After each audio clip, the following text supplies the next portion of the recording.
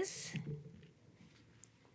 you are now Oh a my gosh. Reiki 1 practitioner. Exciting. So happy. And the other side is the lineage. And I wanted to talk to you about that too. Oh, yeah. Okay. Okay. Yeah. So That's so nice. so just so you know, you are only a couple of people away from Usui. Wow. Brenda Carolyn is here in Portland. She's above my Reiki master. She is a healer. She's one of the first healers I met when I came to Portland. Oh. So you can look her up. Okay. She no longer practices Reiki. She's a channeler and medium. Oh, wow. That's exciting. I know. She's a pretty interesting woman. Oh, that's so cool. Yeah. Oh, I love it. And then Tara Rose is my Reiki master, teacher. Mm-hmm. Oh, Yeah. thank you. You're welcome. Because not everyone becomes a Reiki master teacher. Yeah. A lot of people just, use it on themselves or use it in their business. Mm-hmm. Yeah. That's wonderful. Thank you You're so welcome. much. You're welcome. That is very exciting. I'm happy about that. Good.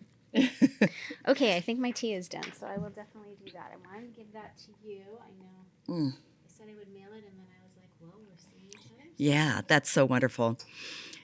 Yeah, I think, after we did the second integration, and I was asking the question, but how can you tell? Well, I don't actually feel it in my body. Like, I don't feel it in my hands. I think that's what I was thinking. I just get this sense of calm, which is really rare for me when I kind of try to consolidate my energy. When my sister and I used to do tarot. Wait, hold on. Oh, I'm sorry. I'm getting off on a tangent. I want to interrupt you. I'm sorry. It's okay. Are we going to include this in the podcast, or are we just rolling right into the podcast because we needed a defined start? Yeah, we do need a defined start. So do you want to tell me this story, and then we'll get started on the podcast? Yeah. Or is this part of the podcast? It doesn't have to be. Okay. I just wanted to say that I used to, when we do energy work or spell work, I would get super excited and I'd start sweating and I'd be all hot and sort of jangly and wired. And with this, I get much calmer. And everything it in your feels, body I notice it in my whole body, which is awesome. Anyway. Which is what you were asking for. Yes. So you manifested what you were asking for. Isn't that interesting? Yes. I got to say, that's what happens when you're a clear channel. This is what happens when I put my trust in someone. Aww. And it's been wonderful to work with you. Oh, you're so sweet. Thank you so much. Yeah. I've really, really enjoyed working with you too. Yeah, I think it's a sync. It's a sync up. Oh, it's definitely.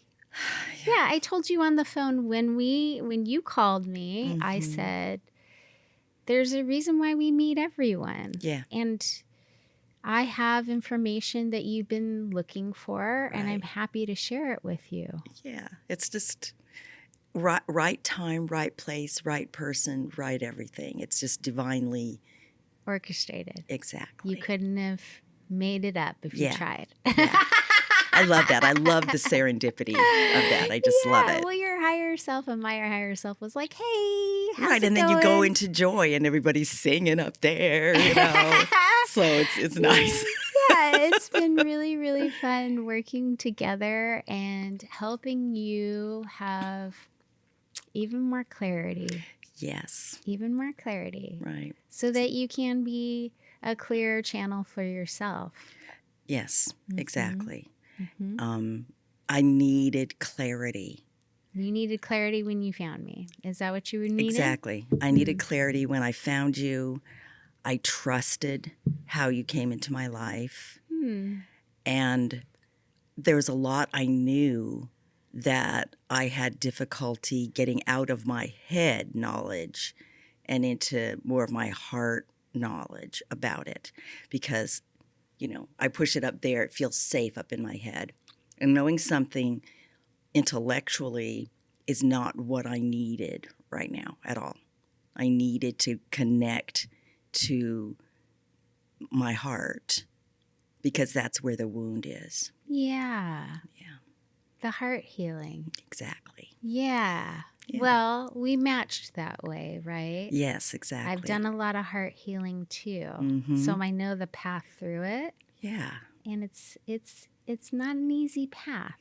Sometimes we wall up our heart because it feels easier at the time. Right. It feels easier at the time, and then it's almost like we don't know how to find our way back to it. Exactly. We've disguised it so much. We're so disconnected from it that we almost don't know how to feel. Right. Yeah. And in my case, I think feeling anything felt very scary. There was a lot of fear. And so much. Yeah, so much There of was it. so much to feel. Yes. But accessing, I think the meditations that you guided me through helped me to access where the real vulnerability was. And I had the opportunity to safely remember things, which helped me to diminish the fear of it, I think. Yeah. Because I didn't remember my experiences in the NICU.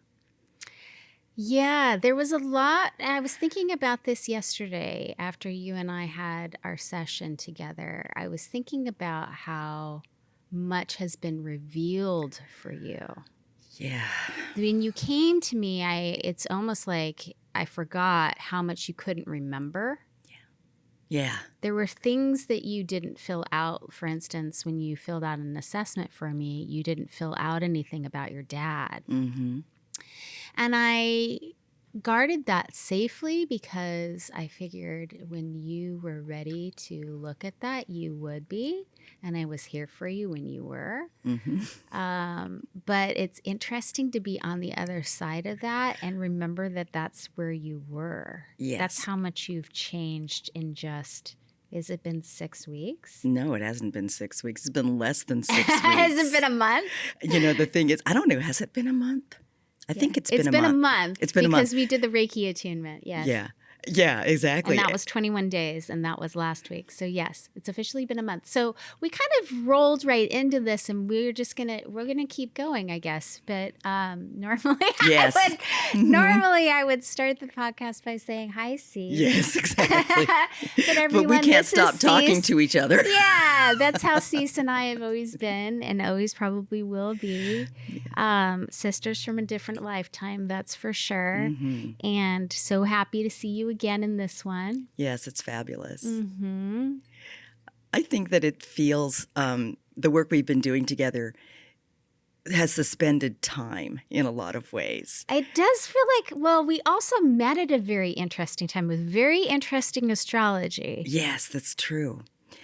And I asked for an acceleration. You did. I want because I needed dramatic, big change. You wanted a slap in the face. Right, because I was so distressed. And then she met me. Yeah, you slapped me right in the face. Said, "Wake up, girl." No, I think I didn't. am way more careful than that. Yeah, you're very just gentle. A very strong mirror. Yes. I'm a very strong mirror. Yeah, I think so. Yeah. And that's why it has I wouldn't say it's been easy. But I wouldn't say No, it's it is been difficult not either. easy. I wouldn't say it's been difficult either. It's been correct. It's been correct. And so everything is happening at the time it needed to be happening and in the way it needed to be happening. And so that's it was gliding, I guess you would say. Is safe. It's You had nice- safety and security to be able to be held through some very difficult and painful memories that you had been suppressing, that you wanted more awareness around how it was impacting your life currently as well as your future. Yes. And you wanted to change you wanted a paradigm shift. Absolutely. Yeah, you wanted to timeline skip. You wanted a huge pivot off of the path that you were on. Right. Yeah, that's what I was looking for too, which is why the program why it was so worked. important work for Right. me, right?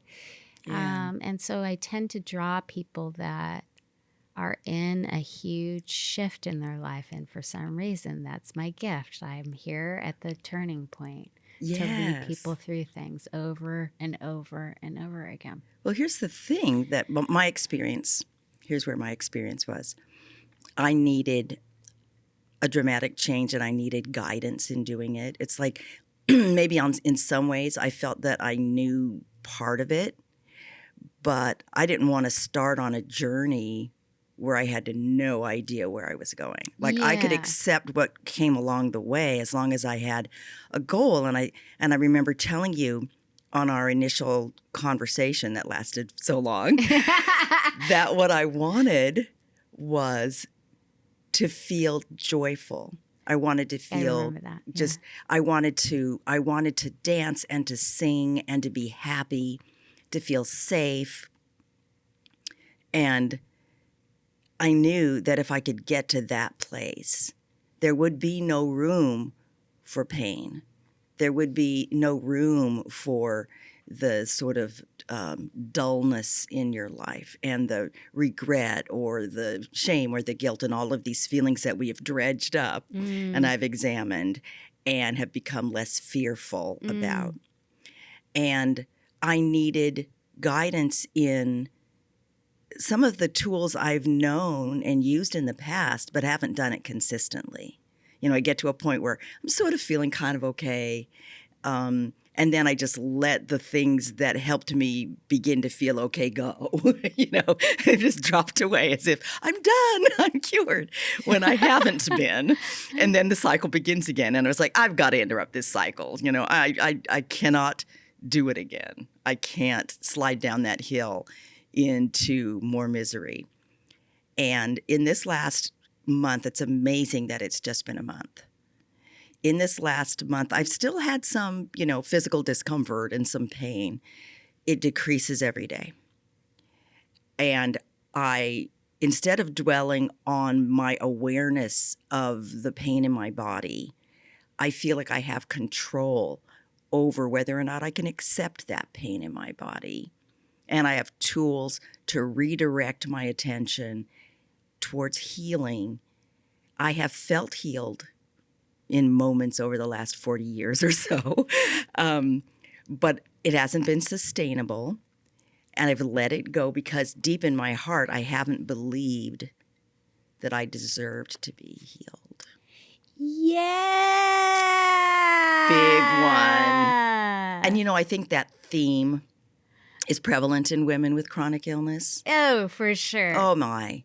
And then that theme gets reinforced in their daily life because they have lost the connection to themselves. Yep. And so they can't find their way out of it. And I find that to be tragic. I find it to be tragic too. I find it to be a tragic place to be yourself. And I find it tragic that other women are there too. Right. Yes. There's both. too much suffering, I think. Yeah. I've found some practical solutions in my life that have gotten me this far. Yep. But I knew, and I know I still have further to go, I knew this summer the panic was setting in, and I needed to do something dramatic about it. I just, you know, it's not that I didn't feel this way in the past ever. I certainly have. But I do think that it's important to honor time and place because sometimes you're not ready. Yeah. Well, And, it bounces you know? off of any manifestation can bounce off of you, or any learning can bounce off of you if you haven't done the work. If you're still wounded, then you can manifest all you want, but it's not going to stick with you. For instance, like let's say with money. You can manifest good paying job, all of that, but then you are if you got a lot of wounding around scarcity or not being worthy of the money, you will keep manifesting problems with your home. So your car breaks down. All of these things keep happening that take the money away, right? So if you do not feel deserving of it, it will not stay. Because in your script is saying you don't deserve it. Yeah. And so the universe hears, you don't deserve it. Yeah. You're not going to get it. Yeah. Well, I mean, same thing with health. If I have a deep core belief that so we were talking about this yesterday. I've talked about this with other people too. And I understand it from a very different lens. So I'm speaking from my own experience when I was sharing this with you. But, as somebody who struggled with anorexia, I understand eating disorders in the sense that it really clicked into me that an anorexic becomes anorexic or, bulimic because they don't feel deserving of nourishment. And nourishment really is love, right? So it's your relationship. Food is your relationship to love because food is medicine. It's what heals us. It's what sustains us. We can't survive without it. I mean, arguably, like we can for a very long time, but not indefinitely. And so eventually we will starve, right? And so do I feel deserving of something? And so again, if I have a bunch of wounding around feeling deserving of love, however that manifests in my life, I'm not going to allow food to feel safe in my body. It doesn't feel safe to eat or to consume and then allow it to nourish me because I don't feel safe allowing love in my life. Love has hurt me. Yeah, absolutely. Love has hurt me. And, from my experience, there's a lot of the feeling of deprivation around food specifically. Yeah. Food equals love and sort of being basically neglected around food. Mommy, can I have a peanut butter sandwich? And then getting rejected. Then it was like, well, what is it? Why don't I deserve to be fed? I mean, that's survival. Does she not want me to survive? Does she not love me? The whole thing plays out. Well, because your 5-year-old self doesn't have the logic of mommy's tired or mommy's completely self-absorbed in her day or mommy's wherever she might be. You are living from your perception of that reality from the 5-year-old child. And then that 5-year-old child grows up and is standing in an adult relationship trying to get their needs met when they're triggered. Yeah. Yeah. Yeah, absolutely. Yeah, and now you understand that. Yes, and now I understand that. Probably because although I had some childhood memories around rejection and around food and around abandonment and all of those, I wasn't recognizing the triggers that brought up those emotions because I had packed all of those memories up in my head. They were like stuck in my head. And I needed them to process through my body and out. Yeah. And now I'm more sensitized to it all over as opposed to just compartmentalizing it up in my head. And then I can deal with it. I can feel it in my body. I can feel it bubbling up. I can feel, what is this memory? Where is this coming from? And try to interrupt the somatic response in my body to whatever the memory is. It's so buried in your subconscious. It is. That you're just wandering around getting, slings and arrows and not understanding what's going on. And it's very frightening. Yeah, it can be. Without any awareness, it can be. Without the awareness, it can be very frightening. Yes. It's a little bit like, you're wandering through a path. You're not sure if it's going to drop off the cliff. It's foggy and there's, literal rocks hitting your body and you're in pain and you're like. That was your childhood. Yeah, exactly. You just it was like wandering around in the dark. Yeah.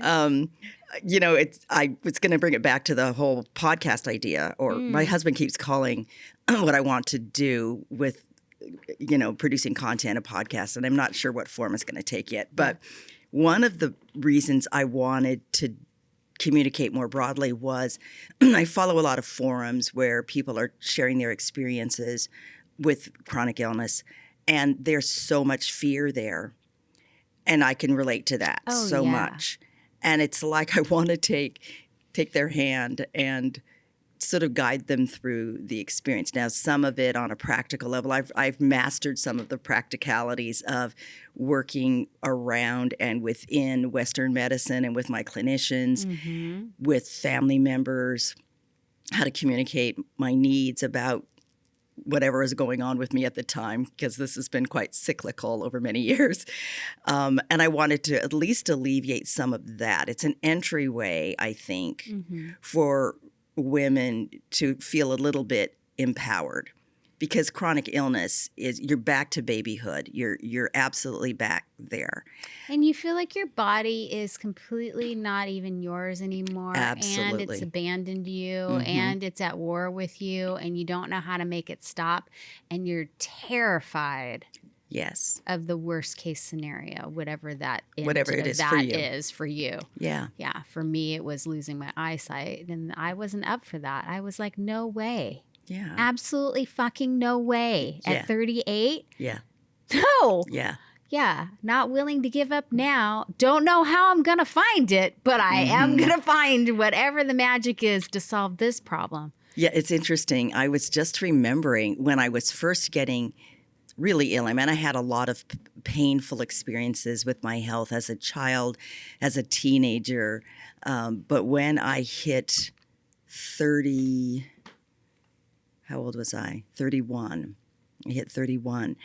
And I had a cascade of crazy, mysterious symptoms. And so for 10 years, my physician, he was a neurologist, believed I had MS. Now, I had 3 little babies and a horrible marriage. And I was just like, it wasn't panic, but I was, this is unacceptable. How can I work with this? It was a catalyst for me to leave my first husband. And it made me think about what I would be able to do, because with MS, how it progresses is completely unpredictable, and where it manifests in your body is really unpredictable. So I had to live with that possibility. Yeah. There's a lot of emotion around that, but I found support in communicating how I was feeling at an age-appropriate way for my kids and with the rest of my family who were really concerned. And I found the man that I'm married to now. It was much better for me in terms of helping support that uncertainty. Yeah. And the message was always, from him, has always been, I'm here for you.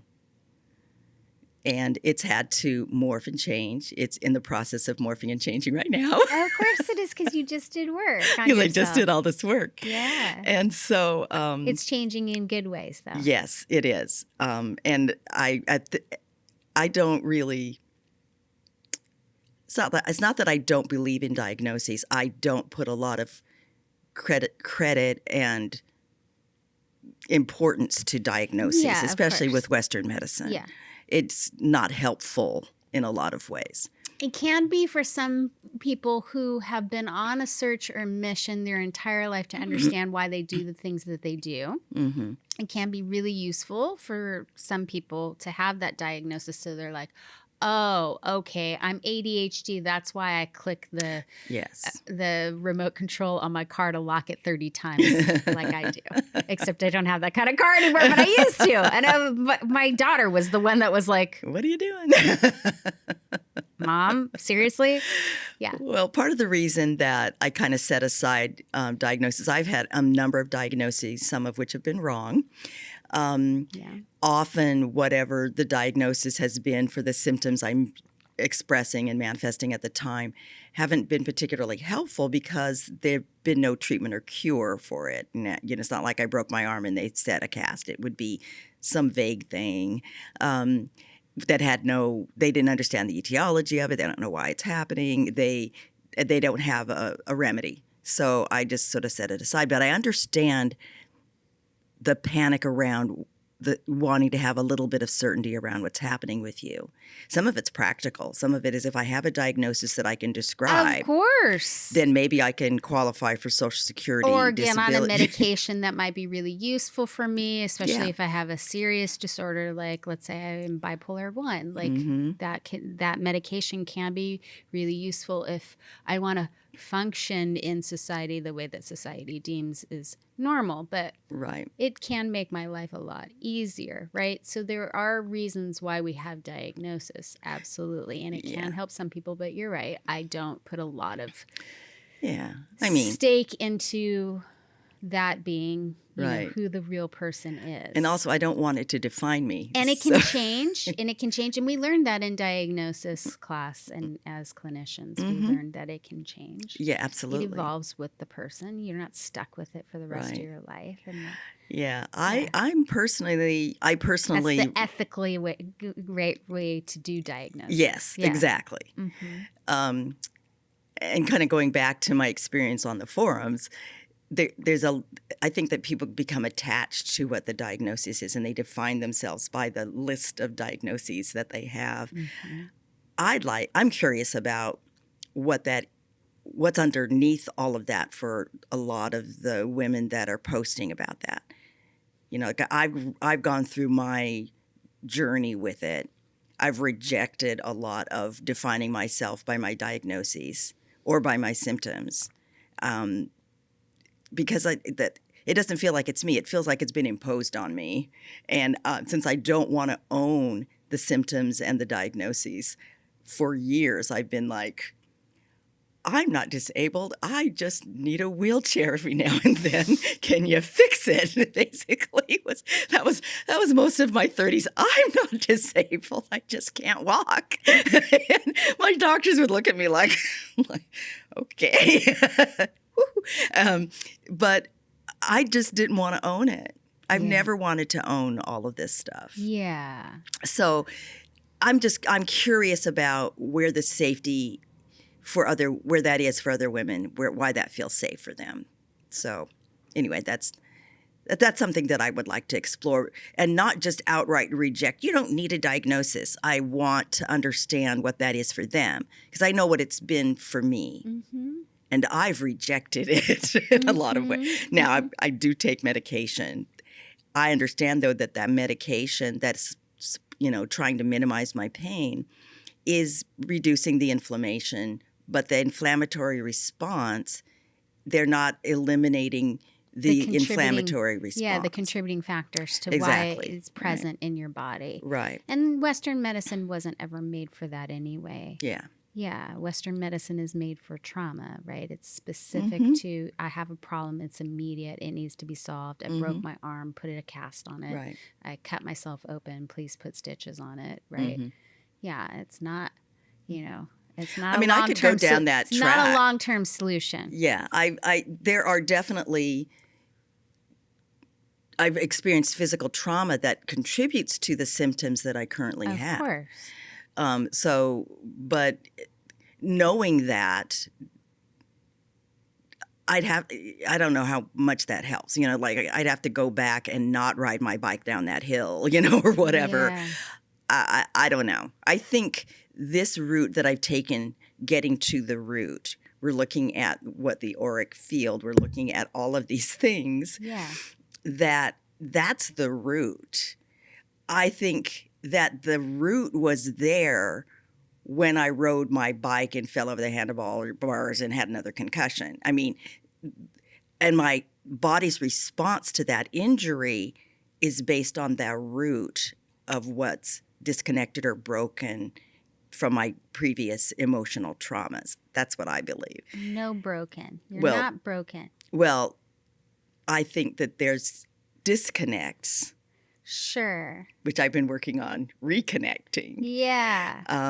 I think that there's nothing broken in you. Excuse me. You just pushed the mic out of I know. it. I'm sorry. It's okay. You don't need to be sorry.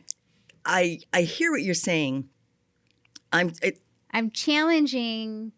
Yeah. You feeling like you're broken. Yeah. That there's something that's broken or wrong in you, and there's nothing broken or wrong in you. There's things that could change and alter and Yes. shift. Right, which they are currently doing. And your perspective around them can be more compassionate or loving or holistic. Which is what I'm currently working on. Right. Because when I'm a couple of weeks into reframing my thoughts and then what I say. Mm-hmm. It takes some practice. And it feels like there's a section before I started working with you and how I felt about my body that hasn't caught up yet with the work that I've been doing. It will. Yeah, that's what I believe too. It will. As you said, it's only been 4 weeks. It's only been 4 weeks. Yeah. But it's been so dramatic that it's been very dramatic. Of course. And I'm happy for that. Good. It's that, but there's still a little bit of catching up. Yes. You're Yeah. going to be integrating this information for a while. Oh, absolutely. Yeah. There's a lot to integrate. It's ripples in a pond, right? It's going to start to impact. You'll start to go back, like I said, on day 1, when I have you write the very first thing in the book, I tell you, or the program, I tell you, you're going to look back at what you wrote here in 6 months and you're not going to believe what you answered for this question. Yeah. It's fascinating. Yeah, I absolutely believe So, that. like, does change happen? Yes, absolutely change happens. Do people change their core values at a deep level? No, they don't change their core values, but they can absolutely change their beliefs around those values. Yes. Mm-hmm. Yes, absolutely. And your beliefs around your values have really shifted. Yes. Yeah. And it is sort of amazing. I was thinking last night about, well, I've got at least 30 more years to live a more joyful, fulfilled life. What do I want that to look like? Yes! You know? That's the question I want you to be asking. Yeah. And kind of getting some hints about it, like if I peek around the corner, what do I want what's the there? view to What be? do I What's want it the to dream? be? Right. And that was that catalyst was during our discussion yesterday about what do I want my relationships to look like and feel like and be like, like what is the active ingredient in the relationships? What does it look like and what does it feel like? Is it I talk to them every day and we share everything that's going on in our, in our lives and what we're doing and what we're thinking and what we're feeling and what we're processing and what, I'm not sure if that's it, but there's there are variations of that where I feel really connected to people and in so many different levels. And I feel that now just doing the work within the community that brings me joy and recognizing the community where you live. The community where I live. Yeah. Which has always been a real surprise to me because you may or may not know this yet, but when you hit a certain set age that you always feel like you're that age. So I'm 70. I'm How living old in. do you feel? I feel 35. Okay. I don't feel like I've shifted a lot. I mean, I've learned some things. I I've feel grown. 28. I've been saying that for a very long time. Yeah, so that's probably your set age, right? So I never imagined that I'd be living in a 55-plus community and that I would be really happy, that I'd be invested in the people that live there, that I would be, providing ways to support them. Of course, because that's who you are. But, and it's in this... It's like high school a Those little bit. Those are your core values. Yes, and that's what I've been doing most of my career. Your entire right? life. Right, exactly. My entire life. But you've been doing it very differently at a cost to you. Well, yes, there's a little kind of balls out thing that has been going on for a very long time, which I think this latest sort of physical crash, has been precipitated by doing too much, going balls out, doing too many things. Yeah. And so I've winnowed down the many, many things that I do, and it is my intention to be more intentional about it. Like I don't have to organize every potluck. I don't have to have a dance every season. Dance party. Yeah. Didn't have one in the fall, had one for summer solstice. Don't have to do the safety committee every 3 months. These are things that I want to do. You're paring back. I'm paring it back. You're paring it back. Yeah, exactly. Because you're making room for the things that are more important. And that's what this energy really going into 2026. Right now we're recording in the 1st of December of 2025 is so weird. This year went by so fast. Exactly. But the energy moving into 2026 as we move into the age of Aquarius is really, truly about truth and alignment. And you can't move forward in any false, unaligned paradigms. It just isn't going to work. It will fall apart. Yeah. And it'll make it very difficult for you to move forward. Yes. Yeah, that's when you have to shift when you come to the cliff and there's no more there's no more road in front of you. And that's kind of where you were, and you probably have been there a couple of times in your life. But you absolutely. were definitely there when I first met you. Yeah, and so as I'm meditating on what do I see in my relationships, what do I see in my future, there's room for rest, but there's not room for forced rest in that I don't crash. Oh, yeah. You don't there's have to be sick. There's not the push, crash. You don't have to be sick you don't have to be sick resting. To rest. It's intentional rest. It's restorative. Yeah. But there's room for creativity. So like one of the things that I really like to do is I like to cook, which is paradoxical since I have so many stomach issues with eating. That's why you love to cook. I love to cook. You love to give others what you can't give yourself. Right. But are learning how to give yourself. Yes. Yeah. So there's room for that. There's room for creativity. And part of that is I've realized over time, and as I've been reflecting over these last few weeks, what is important to me is, I love to sew and I love to knit and crochet. Haven't given myself permission or room or whatever to do it so much.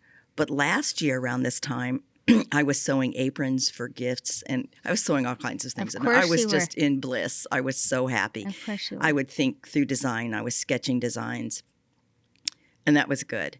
And I love to party. I love to bring people together and just, experience joy. So good music and dancing and food. And food. That you cooked.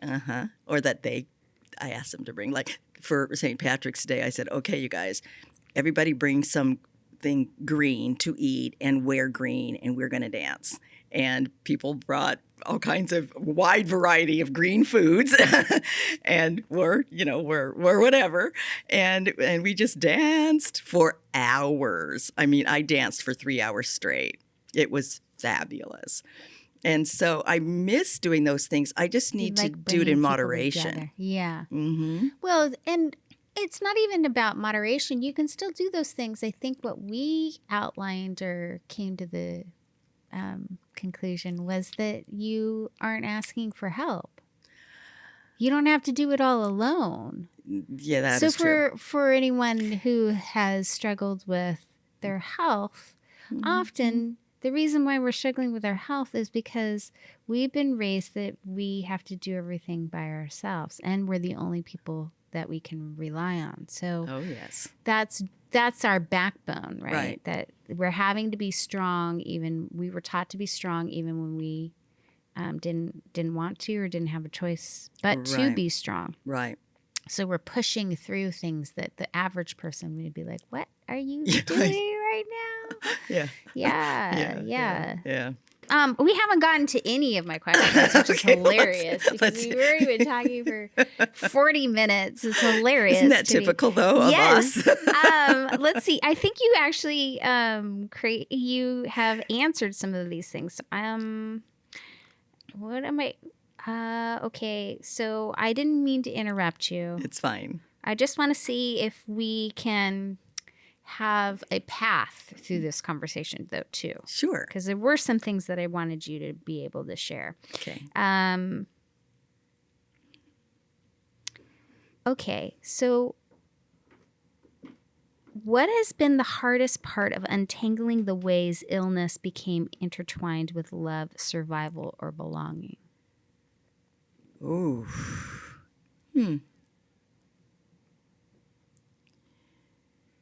It's just unfamiliar territory.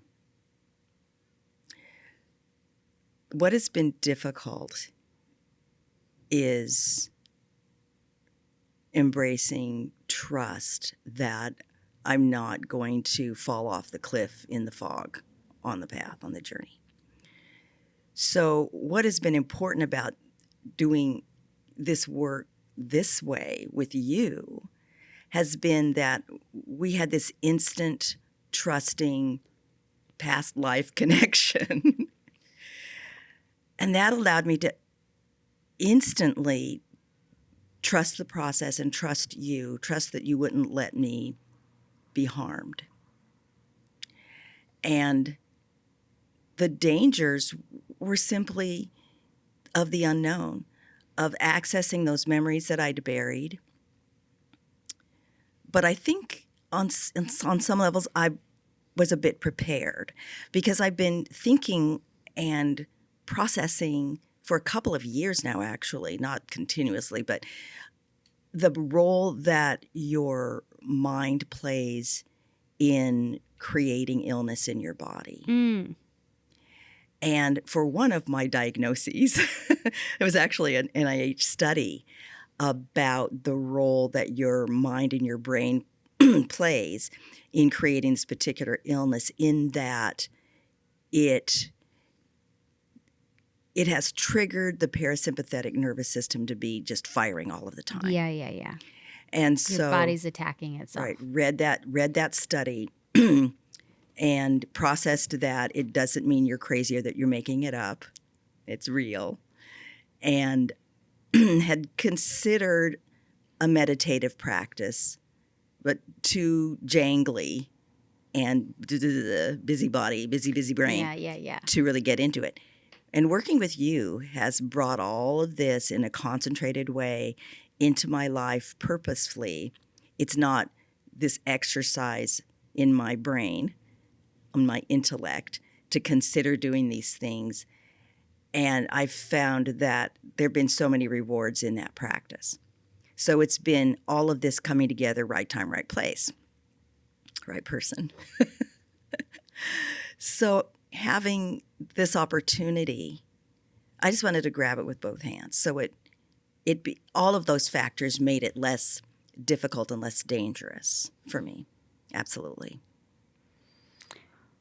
What was the emotional climate of your home growing up? Ooh, it was tense. There was a lot of arguing. My parents argued. And if they weren't arguing, they were giving each other the silent treatment. You could cut it with a knife. And we, as the siblings, we came together, but it was like hovering under the protection of something, generally the den with the blinds closed, watching the Philco TV on a rainy Saturday, trying not to feel it or to hear it or to experience it. We were in our little cocoon. Would you say you were feeling terrorized?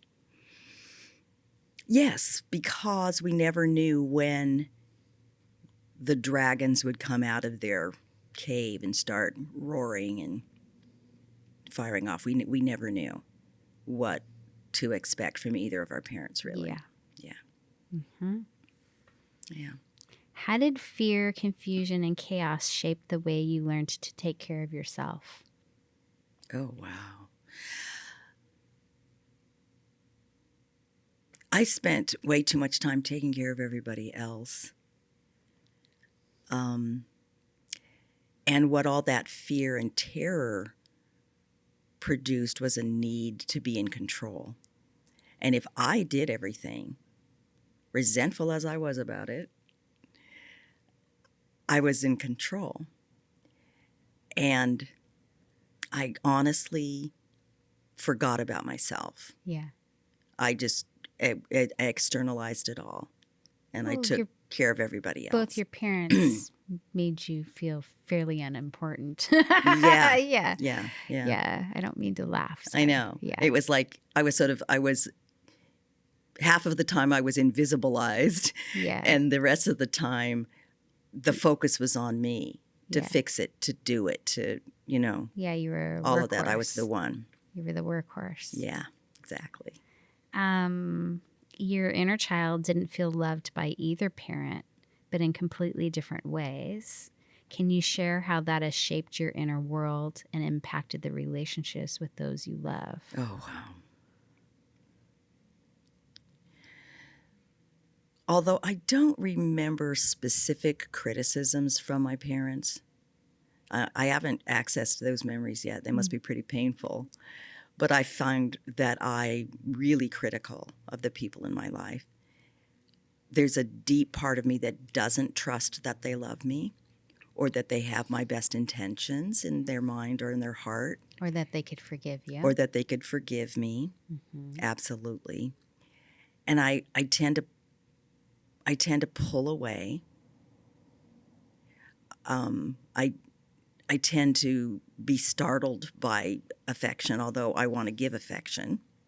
Find myself jumping and pulling back. Mm-hmm. It's not like my parents didn't hit us, but there weren't loving touches. And they hit you with words. Yeah. So there was verbal abuse. Yeah, absolutely. Which you can't see on a body, so you can't justify it. Yeah. It lives in your mind. Right. It always felt like a swat. Yeah. Yeah, a swatting away. Every conversation is, why are you here? What do you need? Yeah. Why are you bugging me? Right. What do you, yeah. Mm-hmm. Yes. So in my relationships, it's again, it feels like a paradox.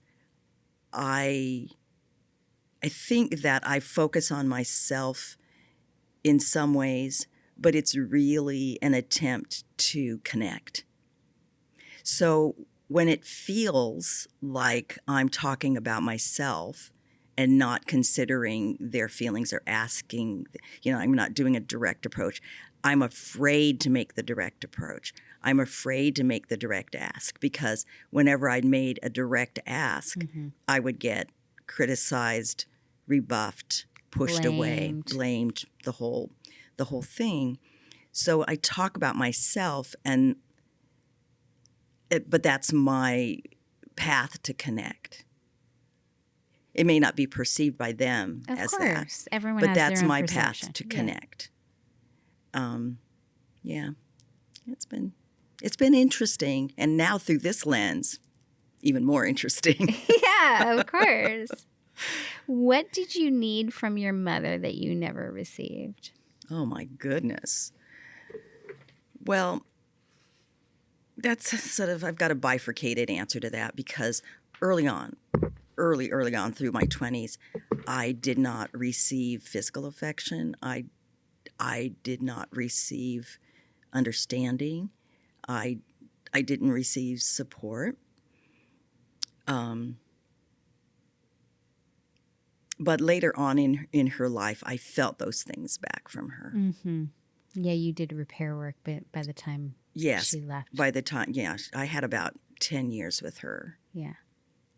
That felt really nourishing, actually. And restorative. Yeah.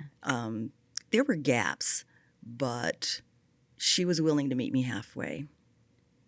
She was willing to meet me halfway towards the end. She was physically affectionate with me, and she would say loving words to me, and they felt genuine because I think she made a turn Yeah. She made a turn after she had breast cancer, and I think that's a fairly typical response Yeah. to, you know, really looking at your life. That's also why you get breast cancer, by the way. Yeah. It's covering your heart. Yeah, exactly.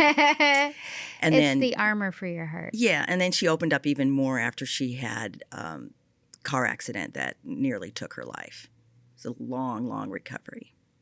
And so she softened a lot then. Mm-hmm. And she was willing to accept love from me. Mm.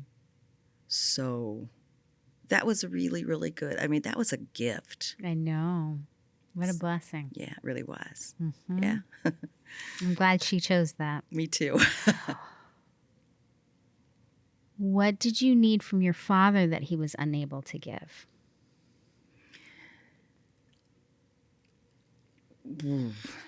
What I needed was for him to see me as me. Mm-hmm. And he never saw me as an individual. He saw me through his lens as I always felt like an object, Mm-hmm. or that he cast me in a role. He never explained what the role was, but clearly you're just supposed to know I'm just the role. supposed to know what the role was. Yeah. And yeah, I did. I didn't get a lot of understanding from him, or a sense of autonomy. I think that was the main one. Mm-hmm. Yeah. Why did you grow up feeling responsible for the emotional regulation of everyone in your family? Oh, wow. I think that I came in with some sense about how to be with other people, how to communicate, how to compromise, how to problem solve. I was just thinking, I guess I'm a twin. You are a twin. And I think I learned how to negotiate Mm-hmm. and to compromise and to soothe You had to in that in womb. utero. It was Mhm. like, okay, get your foot out of my face. I can totally see you saying that too. Okay, wait a minute. You can go first, all right? Because just go first. You're in front of me. Anyway, I think that I came in with those skills, and I guess I was determined to use them. And then the dynamics were such that nobody else was stepping up. Yeah. And maybe nobody else was stepping up because I was stepping up and taking up all the air in the room. I don't know, but I took that on. Yeah. It's not like they forced it on me or told me I had. Well, that's not true. That's not true. Let me correct myself. I think once it became apparent that I had those That skills, you were capable, they used you as a resource. Right. They used you as I a became the resource. one. Yeah. Yeah. Hmm. Was there a moment when you first realized I have to take care of everyone or everything will fall apart? Could you say that again? Was there a moment when you first realized I have to take care of everyone or everything will fall apart?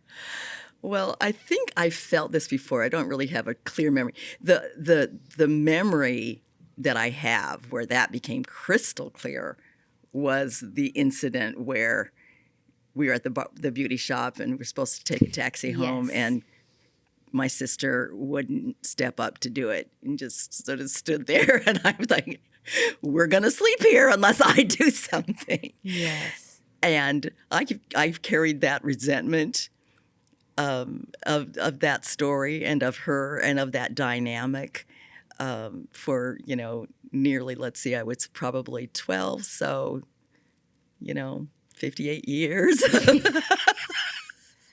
That's okay. You You letting know it it go, now. letting it go. You know it now. Yes, I do. You I know do. it now. Okay, so how did that burden show up later in your body? Oh. Well, I began having migraine headaches at 13. And I had them pretty regularly Me too. all the Isn't way that through interesting? menopause. the weight of it crushing down on my shoulders and triggering a migraine. Yeah, that was one of the first chronic pain conditions Yes. that really interrupted my life. Mm-hmm. It made me say I had to stop and pay attention, you know? Yeah. Yeah. It forced you to stop and pay attention. It absolutely did. Yeah. Okay. You've said with me, my body feels like it's always been fighting me. What does that inner war look like from the inside? It just feels like chaos. It looks like unpredictability. Mm.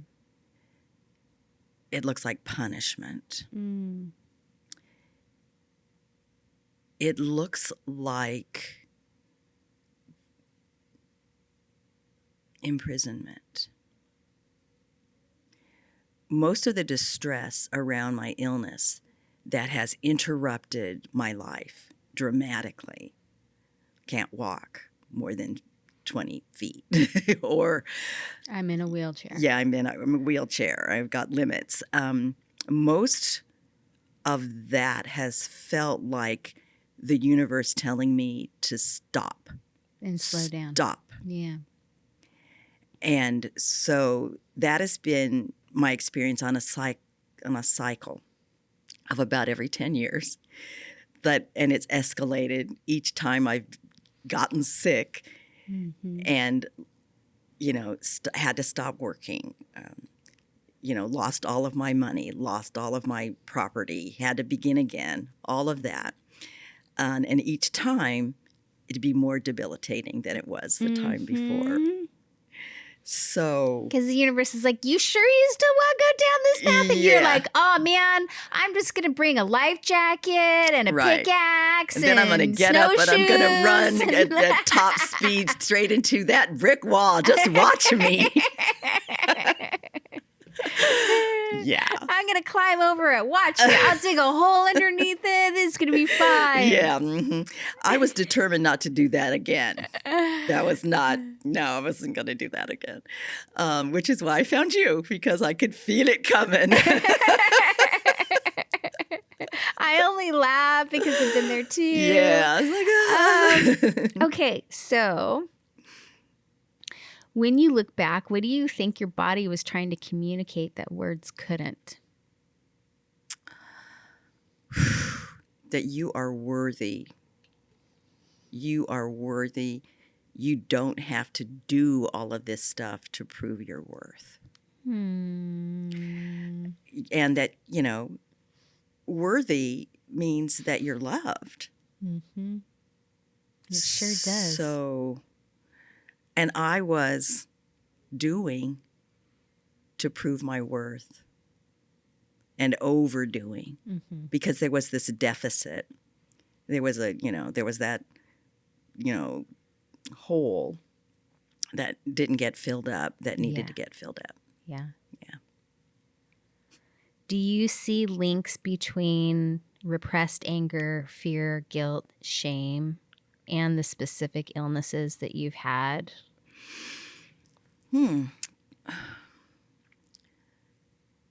Yeah, but I'm not really clear on that.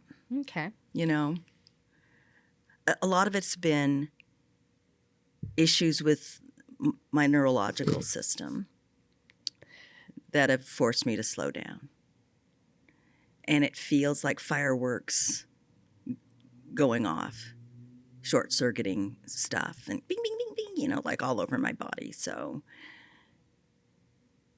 yeah. But I'm not sure of the direct links, at least not the way Louise Hay kind of correlates certain symptoms to stuff going on. But it feels like my whole body,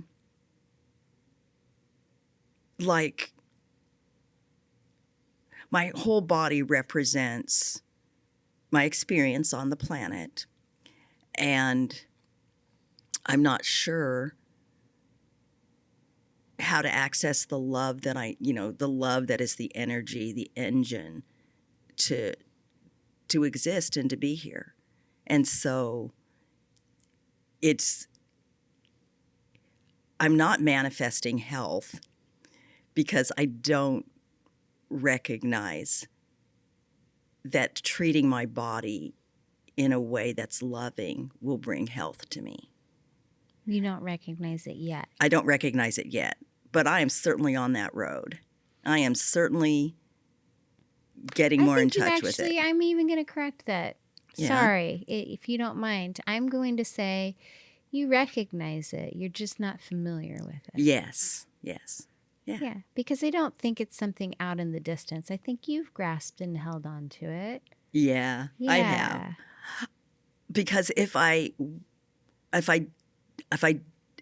if I was seeing it out of the corner of my eye, I wouldn't have stepped forward to connect with you to do what I need to do.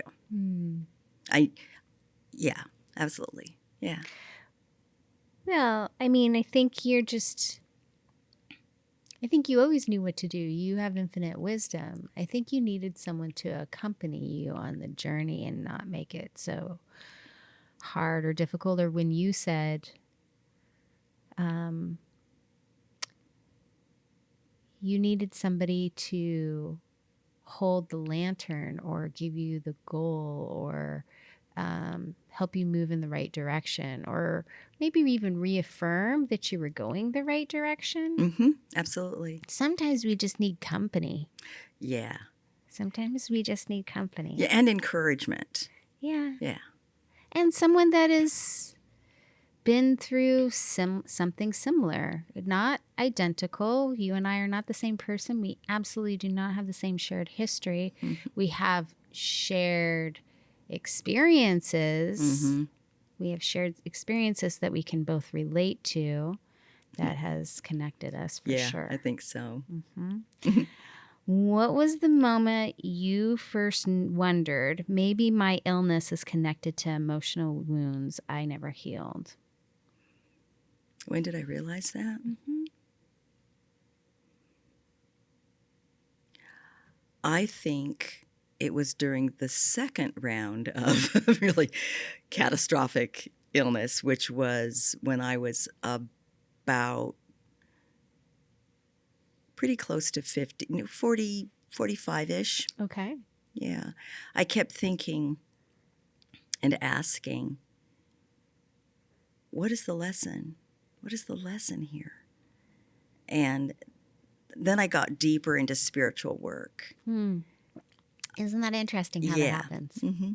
And because I'd been reading tarot and, and just sort of doing a little bit of spell work, but it was at that juncture that I started going deeper into meditation and inviting my guides and asking for answers. Yes. And beginning on that road. Mm-hmm. Yeah. Connecting in. Mm-hmm. How has your understanding of autoimmune illness changed through trauma work? Well, I don't think that I completely understood how autoimmune illnesses were so destructive and based on feeling unloved and based on fear. And it's been so fascinating to go through this because I've accessed so many memories that were so suppressed that have been really helpful for me to understand why I manifested this and that it wasn't necessarily a wrong thing to do. You're just trying to protect yourself. Exactly. But that if this was a major lesson that I needed to contribute to the universe, I needed to learn, then that's my journey. Yeah. Not that there hasn't been anguish in the journey, but there is some joy in knowing that. Like it's not just for naught or that it was a mistake. It's clearly something I needed to learn and understand. And then I feel like I have a responsibility. Once I hold this, what do I do with this knowledge? And that's part of the reason for maybe doing these days. Back in the 80s, it would have been I would have written a book or started a cable access channel like I did back in the 80s. And now it feels like it's time to go out to social media where the action is to connect to other women who are experiencing chronic illness. I love that for you. Also realize that you inherited a lot. You inherited a lot in both generations of your family, multiple generations of your family. Absolutely. And you're the transitional character. We Yeah. talked about that. Yeah. You're the transitional character. There was something in your soul that said, I'm not passing this on. I'm not going to continue to perpetuate harm. We talked a lot about that yesterday. Yeah. Yeah, I'm not going to perpetuate harm out into the future. And so even though my family handed this to me, and it's a lot to uncover and deal with and expose and traverse and even inherit, recognize that I inherit it. Sometimes it makes me really angry. Yeah. But that also realizing that moving through it and learning it and welcoming it and having compassion about it is my only way through. It's the only way I can love myself better, honor myself better, and show up differently in this world every single day. So Yeah. I'm proud of you for doing the work. Andrea, can we take a break? Oh, yeah, of course. Okay, so where we left off was, what parts of you carried the most guilt or shame? Ooh. Take your time, because I know we just settled down again. Yeah. You know, as a little kid, I think I took on responsibility for the mood and the dynamic in the household, as if I could control it. Yeah. But you know how little kids are. Wishful thinking. It was, and it was part of why I asked my dad at 9 years old, in the middle of a fight they were having, if you love us, why do you hurt us? Mm-hmm. While everybody else sort of, you know, Accepted circumstances. accepted it or was just in the den or whatever, I took that initiative because I guess on some levels I felt like I could fix it, or that I was responsible for fixing it or something. So there was that. And then the repercussions of that, of course, was my mom's anger, which still feels inexplicable to me, but that's her story, her journey. Her anger with me for interfering. Interestingly enough, since they brought it out into what would be the public part of our home and would have these discussions and these arguments in front of us. Mm-hmm. Yeah. But expect you to keep But it private. expected us to not be in it somehow. And to not comment on it or Right. to intervene Right. or Mm-hmm. to just witness it and be exposed to it over and over perpetually. Yeah. Yeah. And that I think that's part, I'm sure it bubbled up before that. And I can feel it here in throat chakra because the repercussions of my speaking out about it were not good at all. And of course, that comment was coming from a loving place. All I wanted was for us to be a family, for there to be harmony, for there to be loving interactions, and there was all this tension. Of course you did. Yeah. So Of course you that was did. the start of that. And shame went along with it because I got caught up in their stuff, and then I felt shameful about it. Like I was wrong for speaking up. I was wrong for feeling that way. I was punished, basically, for having those thoughts, feelings, and speaking up. Yeah. How did ignoring your body become a survival skill?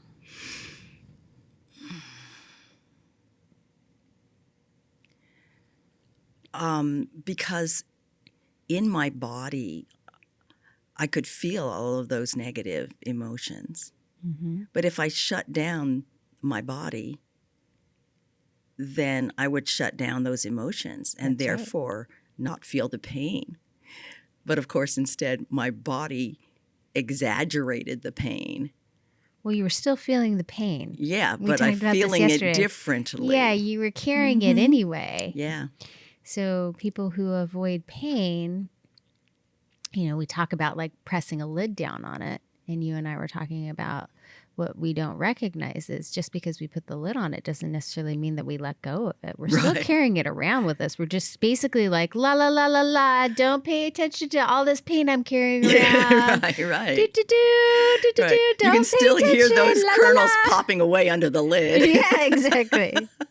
Exactly. Yeah. Yeah. So we're not really fooling anybody. Everybody else is very aware of the pain that we're in. We just are not willing to accept the pain that we're in. Yeah, it's like a lot of anxiety that manifests as a headache, Mm.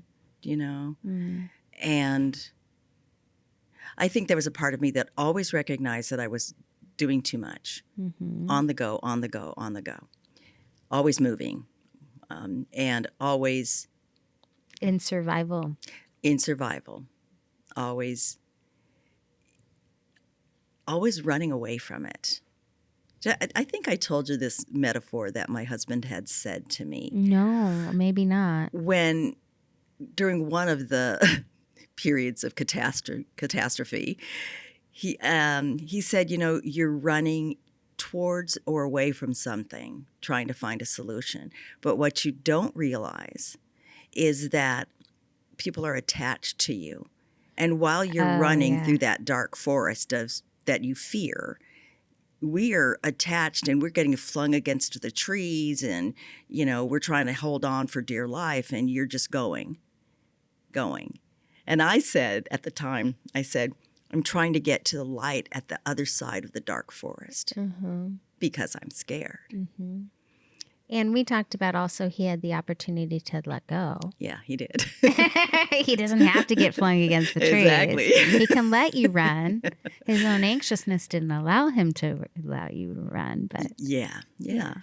And I think over time, I would think about that metaphor, and I would think, well, what's scary about the dark forest? It can be a place where things are nurtured. That soil that's decomposing those leaves. There's something there. Why don't you stop and take a look at it, or just walk through? You'll get to the other side. And I've contemplated about, on that over the years, and as more things bubble up, what are you afraid of?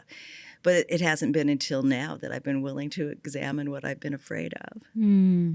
So, well, yeah. you said that the work that we did through the Phoenix Immersion Program helped you understand the why behind decades of your illness. Mm-hmm. What were some of your most powerful realizations?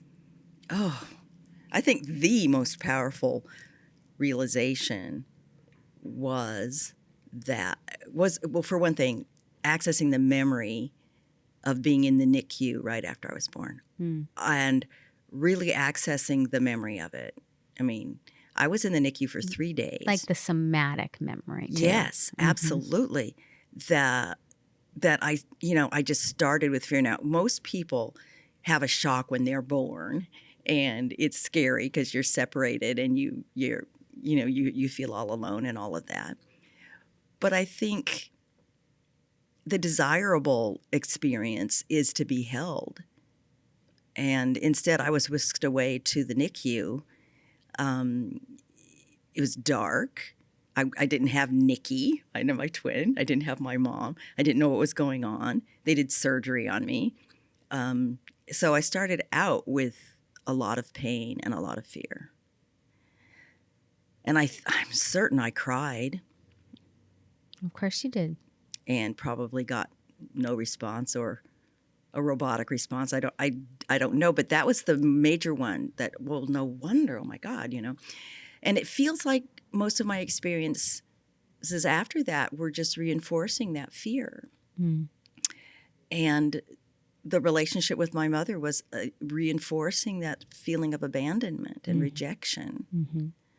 And it just all built from there. And, that part, I didn't get that. And it's affected my entire life. But the realization that I had last night when I was meditating was that that wasn't anybody's fault. And that I wasn't alone. And that I did have love. I think I told you earlier, I realized I brought love with me. And I forgot. Like we get down here and we're supposed to forget and then relearn things, but yeah, we remember. Yeah, just realizing that I was loved and that I brought love with me, that I've always had love. I've always had access to it. Yeah, and that was good. That was profound. What shifted when you began listening to your body instead of overriding it? What shifted? Well, I think that somebody's playing an oboe. I think what shifted when I realized that was I opened myself up to accepting love more. I've been in loving relationships, but they haven't felt as deep as they have begun to be, especially with my husband. And it feels less scary to consider the variations and the levels of love that I can enjoy and that I can create and that I can give. I think that's been the biggest thing. And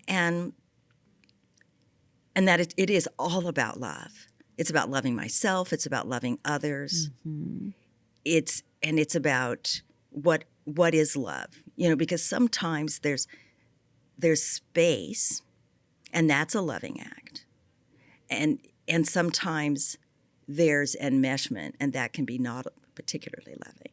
So how do you tell the difference, and how do you navigate that? So I'm kind of excited about what can happen next there. I mean, it would be so wonderful to be free from physical pain and emotional pain and to have the closest possible interactions and relationships with all of the people in my life that I feel close to. How great it would be to feel closer. Like, especially with my kids. What feels good to me these days with my kids, especially my middle son, is when he taps into what feels like my wisdom. I feel seen. I feel recognized when he asks me for advice and shares what's going on in his life and how he feels and what's happening and his reaction to it. And that's so joyful. I want that with my other kids. And I'm not in the rat race anymore. I have the time to give them. Question is, they may not have the time because they're in that place where I was back in my 40s and 50s. But I'm willing to take their lead on it, Yeah, it's a beautiful place to be. Yeah. You understand love differently now. There was the love that your parents gave you that was not fulfilling in all the ways that you needed it to be, but was an expression of love irregardless. It was their way of loving you. Right. And now you're doing repair work in order to fill in the places that they were either too distracted, too blinded by their own trauma, whatever it might be, to take responsibility and do it for you. Yeah. Yeah. Yeah. So I'm really looking forward to the future. I am too. Oh, I didn't want to interrupt you as you were sitting there dreaming away. I was like, go, sister, you keep going. Don't let me interrupt you here. I love that dream. I want that for you too. Thank you. I'm going to go grab it. I rush towards that. How did forgiveness and compassion begin to soften the inner war? Oh, phew. Well, what's changed and what has softened is that I'm releasing responsibility for things that weren't mine and that aren't mine.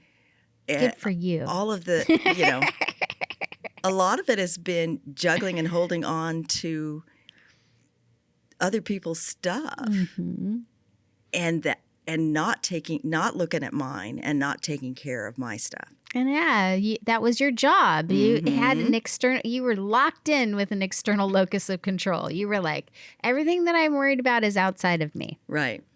Exactly. Yeah. So just kind of redirecting my attention back to me. Yes. Because reorienting. I am the only one that's responsible for me. And I need to take care of me. And then what I give and hold on to or whatever that's external to me, I'll have more capacity That's right. to be effective in what it is that I want to do instead of juggling a million things. Because the juggling of a million things is just distraction from what I don't want to be feeling and knowing about myself. Yeah, I get that. Yeah. I'm looking over some questions because I'm listening to you, Okay. but also seeing what you've already answered. Okay, so you and I have discussed that so many women, and you mentioned it earlier, are wandering in the wilderness with undiagnosed conditions. Why do you think that happens? Well, I think that there's a number of reasons. One, I think that women are predisposed to think about other people and not themselves. Especially Black women. Yeah, especially Black women. Culturally. And they tend to not take care of themselves until it becomes so emergent that they can't ignore it. And then coupled with that is the way Western medicine clinicians have been trained to deal with women in general, but oh my God, especially Black with and Black brown women. women. Man.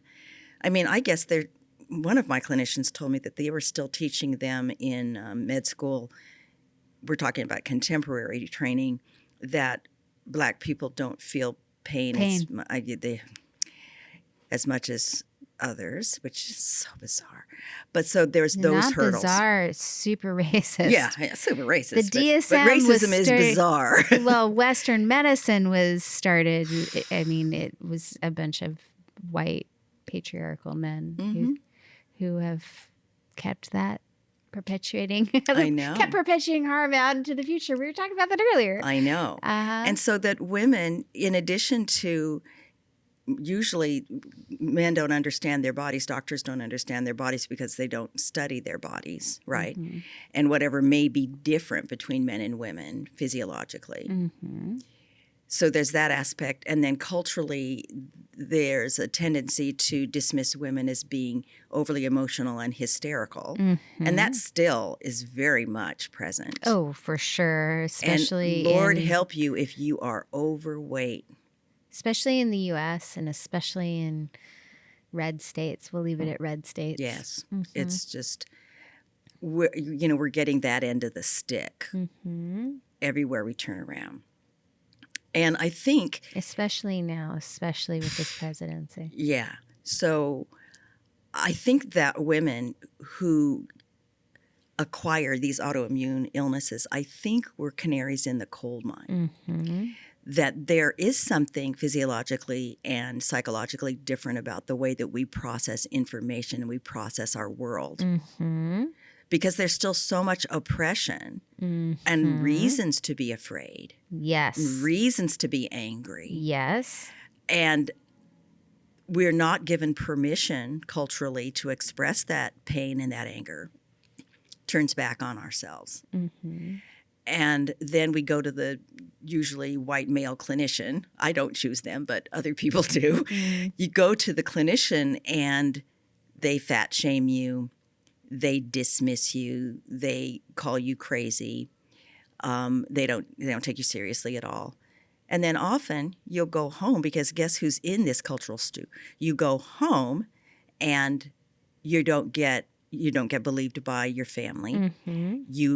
The expectations for you to continue to function at that high, ridiculous level is still there.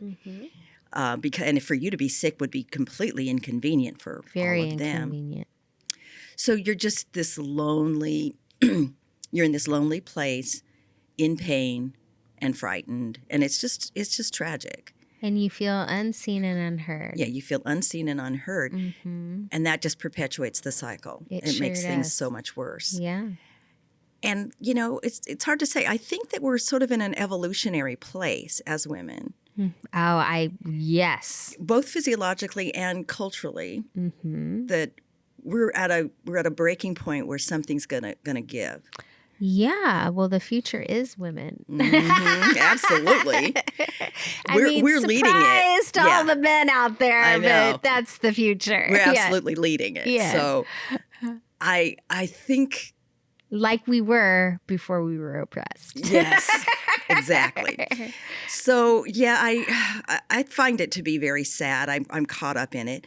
The thing is that it's almost as if women who are overachievers or women who have the capacity to lead will get sick because there's a dissonance between what you can do and what you're allowed to do. And all of that tension can result in illness because Especially it's if you sick. Well, and also if you don't have any safety. Yeah. If you're not being protected by a masculine or, I'm not saying that there are only masculine and feminine relationships, but we'll speak to our experience. If you aren't in a place where you're not in a healthy romantic relationship with a partner who protects and provides security for you, then you truly don't have a place to even feel safe enough to heal. Absolutely. There is no room for healing. Yeah. There isn't. There isn't. There really isn't. But I think it also can be an opportunity to evolve. Well, it forces you to evolve. Yeah, it can. Yeah. Not everybody does. No, you have free will. You can absolutely accept your circumstances and stay miserable for sure. Right. And a lot of people do. Yeah. Yeah. I think it's really sad that a lot of people do. I have felt lonely, but I haven't necessarily been misunderstood by my family. Well, my first husband, whatever. We can't. Can't compare him. No, he, whatever. But I haven't been dismissed or misunderstood. But I've had outsized expectations from my family. Yeah. And that's partly because of my feedback. Yeah. Yeah. Sort of like stuck in my inner teen a little bit there. Yeah. You can't tell me what to do. Yeah, we talked about Just that. get out of my way. I'm going to run to this brick wall now. You know what I mean? Watch me. I'm Superman. Right, exactly. Or hold my beer, whatever it is. Let me see what's on the back here. Okay. These are some good questions. Let's get to these. What does self-love look like for you now?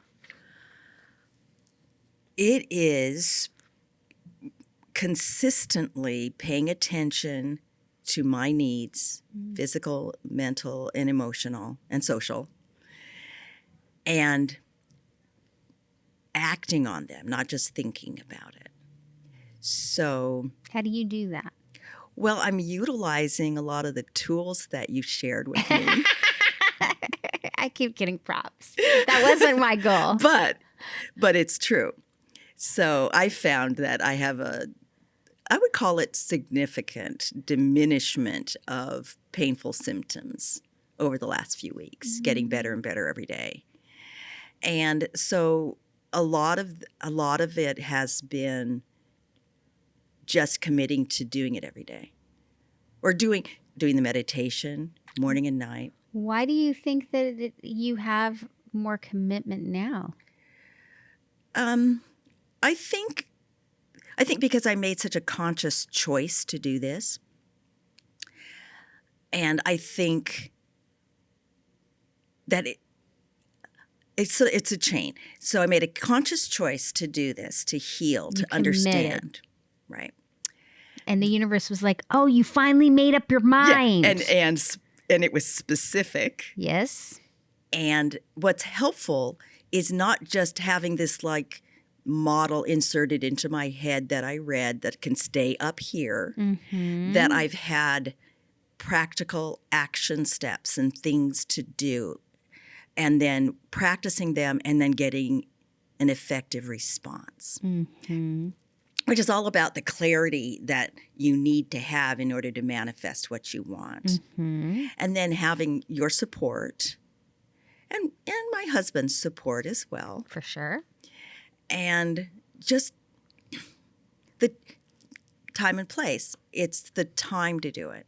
And so for me, what is the most loving thing that I can do for myself, I feel like I'm just filling that hole up, is to do the Reiki, to do the meditation, to get the insight, to eat the food, to pay attention when I'm eating, pay attention to what I'm eating. For years now, I've been kind of intuitively eating. Like I will, get towards the end of the day and go, what's missing? And just kind of contemplate that and say, well, I think, all right, I haven't had enough vegetables today. It doesn't feel rounded or full. And so going from gut feelings, well, my gut can be wrong sometimes, but gut feelings. But sometimes it wants a cookie. Yeah, sometimes it wants a cookie or one of those dark chocolate caramels with sea salt. Ooh, yeah, those are good too. Yeah, those are really good. Yeah, antioxidants. Anyway, I think I'm at the beginning of that journey, but it's beginning to feel more like loving myself. And I've got a ways to go. I'm in my head a lot. Like I can contemplate going on a keto diet for like a year and not do it, but kind of getting back to that and framing it as an act of self-love that builds on all the other acts that I'm doing. So that's kind of where I'm at right now. I'm so proud of you.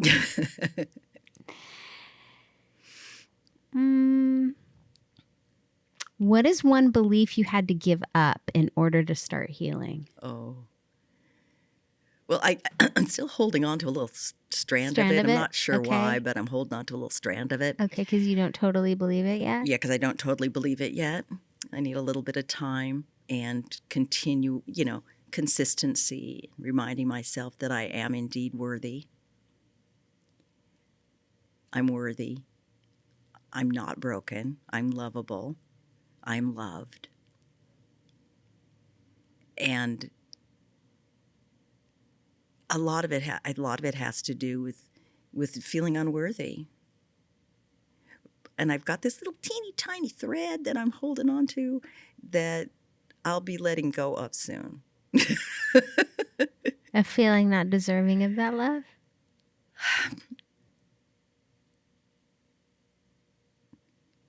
It's a little bit more of a feeling that I haven't acknowledged that my place is on the planet. I don't feel grounded into my purpose here. So we should talk about that. Yeah, we're solidifying it, but there is a little, it's not imposter syndrome, but it's close. Do you know what I mean? And I think the root of it is feeling dominant in my childhood, but also sort of invisible because I didn't feel like I was recognized as me. So that's kind of where I'm at right now. So, bigger question. Okay. What do you feel your purpose is? That's a trick question, by the way. I've always felt that my purpose has been to be a problem solver. Oh, But I'm glad you're changing that one out. But you know what I mean? It's felt like problem solving. That sounds like a tough role long term. Yes. Mm-hmm. But that's modifying. Okay. I think where my joy is. I'm so glad you said that, because I was going to say your purpose is joy. Uh-huh. Don't overcomplicate it. Yeah. People think that they came here. Okay, yes, of course you have a mission, but people think they came here like they're wondering what your purpose. You're wondering what your purpose is. Your purpose is do what brings you joy. Right. I know. Stop doing the stuff that makes you suffer. Or that I feel resentful about. Or that brings you harm. Or That overtires me or overwhelms me. Yes, indeed. Everyone's purpose is to create more joy. Create more joy for myself and for you. Yeah. Because, I mean, you know, there's this, I see my life on this spectrum of emotion. Yes. And that when I feel light and good in my body and can dance for 3 hours at a party is when I'm on this loving side of the spectrum. I'm not concerned about what anybody else is thinking. All the what ifs. All of that stuff. I'm just reveling in the moment. And the moment doesn't have to be with other people, although as a twin, I feel most comfortable around other people. Yeah. And as an extrovert, I feel fine being the center of attention. I don't necessarily assume anybody's judging me when that is happening. I'm just in my moment. But I can feel joy by myself doing all the things that I would do around other people. Do you know what I mean? Like what I said to you when we were first talking on the telephone was I want to feel like dancing and singing and, you know, just I want to feel as comfortable in my body to feel safe to move my body through space. Which hasn't always been the case for me as an adult. And even as a child. Or as a child. As a child. And to me, that's a good day. And I get it some of the time. I just want more of it. I don't blame you. Yeah. I don't think there's anything wrong for asking for it either. Yeah. It's really fun. Or expecting it, for that matter. Yes, exactly. Yeah. What would it be like, Cece, to expect that every day was going to bring you more joy? Not every single moment, but that every day could bring you more joy. What would life look like then? It would be a bubble of love. You know, I realized that I want to be excited about surprises, not dread and fear about what's around the corner, around the bend. I like how you reframed that. Yeah. What is one message you want every woman living with hidden illness to hear?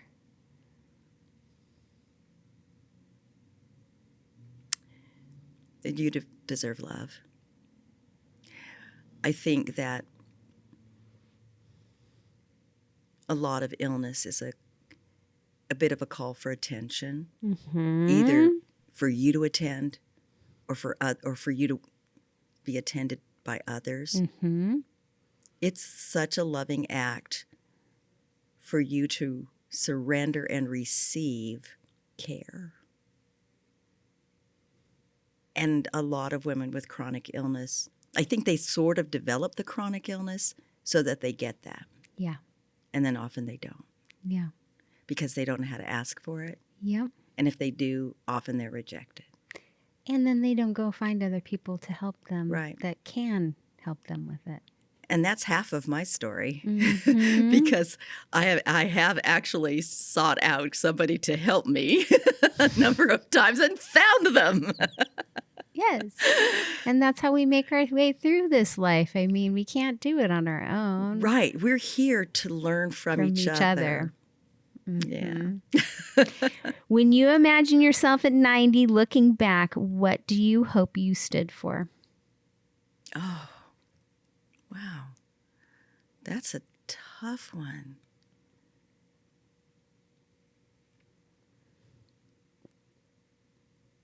I'd like to think, and this is for my family, I'd like for them to think that I loved them dearly, that I did the best that I could, and I taught them what they needed to know to survive and to thrive.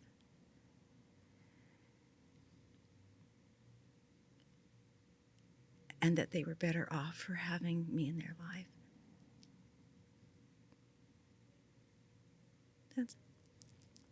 That's what I want. Above all. It's beautiful.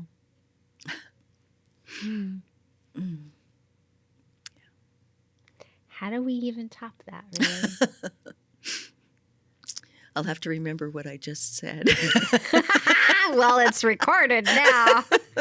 Yeah, you're stuck with it. Yeah. What do you want this next chapter of your life and your health to represent? Resilience.